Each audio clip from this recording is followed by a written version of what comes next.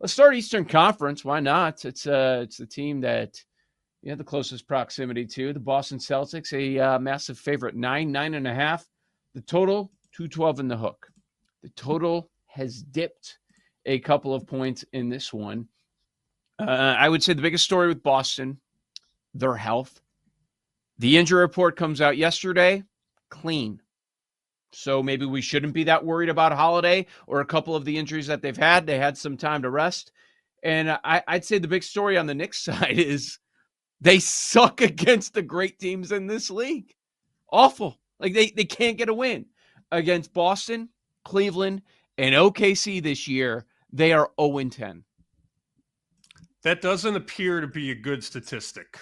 0-10. No. 0-10 in anything is not good. They opened 8.5, which I thought was a smidge high. I wasn't looking to take the Knicks, let me be clear. I thought, though, 8.5 is a big number. And if I thought 8.5 was big, how about 9.5 at MGM? So it's moved up, obviously 9 in a lot of places, and a couple places 9.5. It makes sense. I don't know what to do with this first game in Boston, New York. We'll get to the second game, Denver, OKC.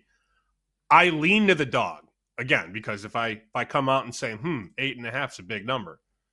But then when it keeps running and keeps getting bigger, maybe I'm wrong. Happens all the time. Yeah. I mean, we're wrong a lot on the show. That's the name of the game. I lean to the points, but I don't love it. I don't love betting against Boston either. Yeah, I mean, they kicked their ass throughout much of the year. I will say in the most recent meeting, for whatever it's worth, if it's much to you, they were pushed to overtime April 8th. And do we care what happened in October? Probably not.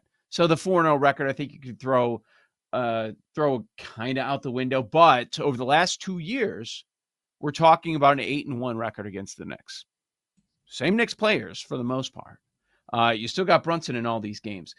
I felt it was kind of eye-opening just watching that Knicks-Pistons series where even though the Knicks are the team still playing, I'm actually more positive on Detroit moving forward because of what I saw in that series. And every single game that New York ended up winning, it could have easily gone the other way. So many games just were decided by one possession.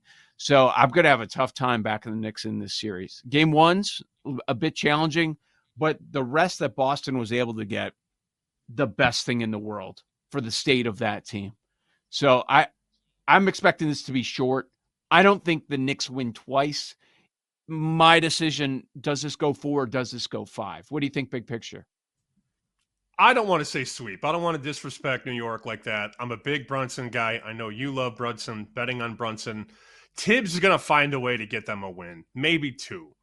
And when we think about how Tibbs is probably going to attack the series, they don't want to get in a track meet with Boston, man, because they just don't have the horses. They don't have the guys to be able to get up and down the court. So I would think, and as a guy who covered Tibbs for a long time, he's going to try and muck this thing up. He's going to try and turn this into a half-court game. And looking at the total in not only this game, but the night game, drastically different. So New York-Boston total, open 214. It's currently 212.5 at MGM.